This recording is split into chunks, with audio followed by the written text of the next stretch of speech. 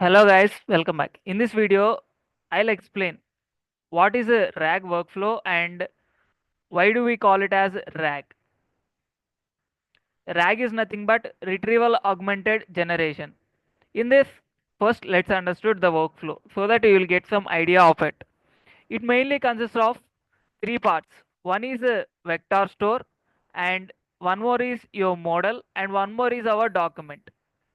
So when do we use this? We use this actually when we are having a lot of document content and we need to query or we need to perform analysis inside the document content.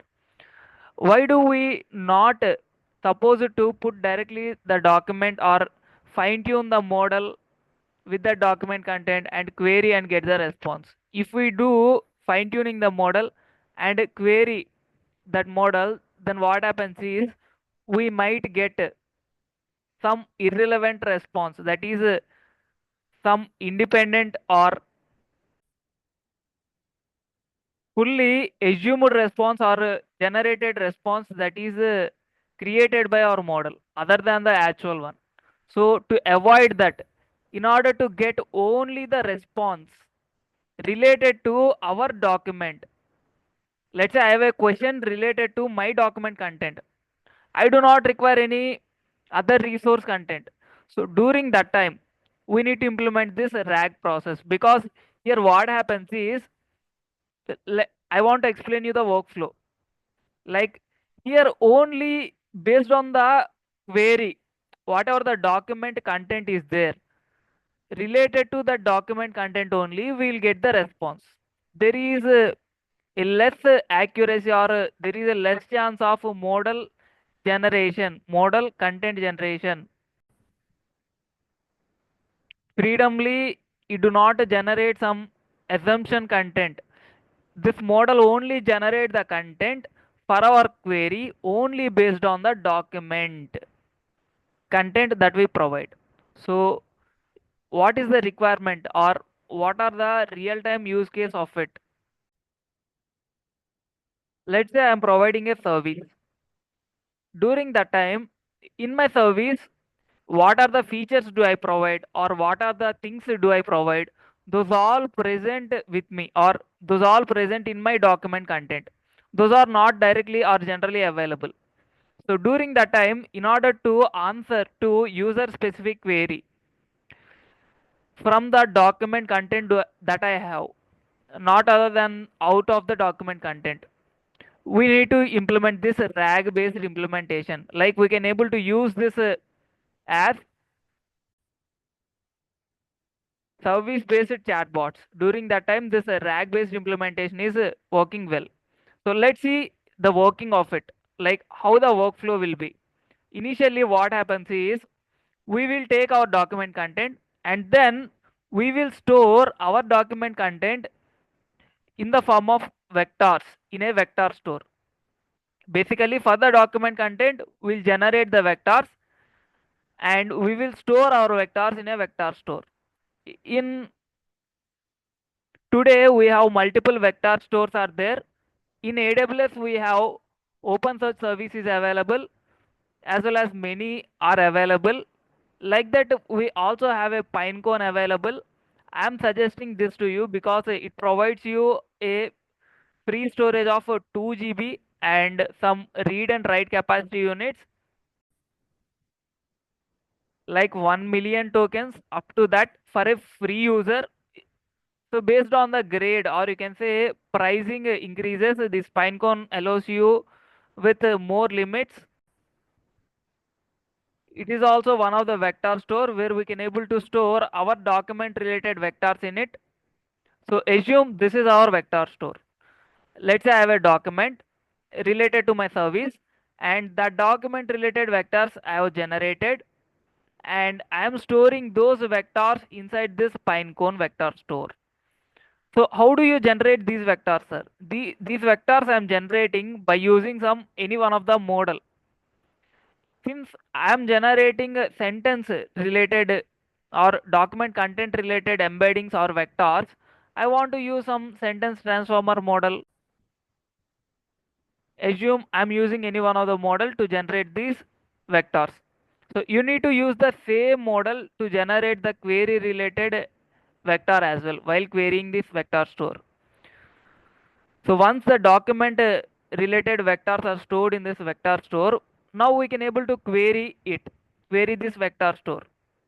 Let's say I have a query, and now I am querying this vector store by using the vector of that query. Then what happens is this vector store will generate the relevant similar text particularly related to our query. What is the relevant similar text present in this document content? Only that content will be generated here as a response. Now what we do is whatever the relevant document content is there, that relevant document content plus whatever the query that we have, whatever the query that we have. So these two, this relevant document content and whatever the query that we have, those both we are sending as an argument to our actual model. You can see our actual model. For this actual model, we are sending our query as well as whatever the document content that is relevant text that is retrieved. So that we are sending as a argument to our model so that this model acts as a generator and generate the response. We have multiple models are there in the market. In Hugging Face, by using the Hugging Face, we can able to access or some other cloud providers or model providers. We can able to use them and access any one of the model. Amazon is one of the cloud provider for the models, and Google is one of the cloud provider, and Mistral is one of the model providing provider. Like this, we can able to generate the response in usual manner. Other than this RAG, what happens is we directly provide the query to our model, and we provide our whole document to our model, and we ask the model to get the response. So during that time, what happens? What are the issues that we might face? During that time, the limit, that is whatever the context window, or you can say the input that this model will take as well as the output that this model will respond or generate, that context, what are the text inside the input plus output generated, so that whole context window limit is there for any model. If you consider any model, for that the context window length is there, so it might not accept large context when combining the input as well as the output text. Like the number of tokens combining to both input and output is limited for every model. So during that time, that might becomes one of the limitation if we are taking a large document or multiple large documents. This is one of the case, and one more case is let's say for our query in our document there is no response is there, or our query is out of the document content. During that time, this model will use its own brain and generate its own content. So in order to overcome that, or in order to get correct responses only from our document content, we need to move for this RAG based implementation. In this RAG based implementation, what we do is instead of directly providing our document content with our query, we are only passing whatever the relevant document content to our specific query. To our specific query, what is the relevant document content? That only we are passing to our model with our query. So how we are getting this relevant document content, sir? We are using some vector store and we are performing some cosine similarity or some semantic search inside our vector store for our particular query inside our document content, and we are getting or we are retrieving only the relevant, or we are retrieving the similar text related to our query present in our document, and we are passing, we are getting this relevant similar text.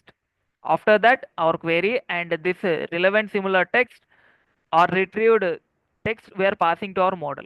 So so this is the workflow happened. We first store our vectors in this vector store and we query our vector store. Then we get a relevant similar text for our query. Then finally we pass our query and relevant similar text as arguments to our model and generate the response. Now let's have the question why we are calling it as a RAG, like retriever augmented generation.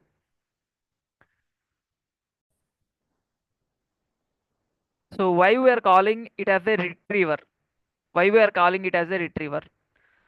Why we are calling it as a augment? And why we calling it as a our model as a generator? We call our model as a generator and this as a retriever, and whatever the response that we are passing or the input that we are passing to our model, we are calling it as augment. So why we are calling like this? Why this as a retriever? Because we are retrieving the response. You can see the we are retrieving similar text to our query from the document. So that we are retrieving the response outside from our model. Actually, not from our model, outside from our model. So that's why we are retrieving similar content from the vector store. Since we are retrieving the response outside of the model, it is called a retriever. That's why we're calling it as a retriever. So why this is called augmented? Since we are passing our query plus the retrieval text, whatever the retrieval text is there or retrieved similar text is there. So those two we are passing as a augments to this model. So that's why we call it as augmented. So why the model is generator? Since it is taking our augments and generate the response. So this model is called as a generator. So this is a RAG and this is the workflow implemented inside the RAG, and why we call this as a retriever augmented generation. I hope you understood. So this is all about the video. I hope this video is useful. If you feel this video is useful,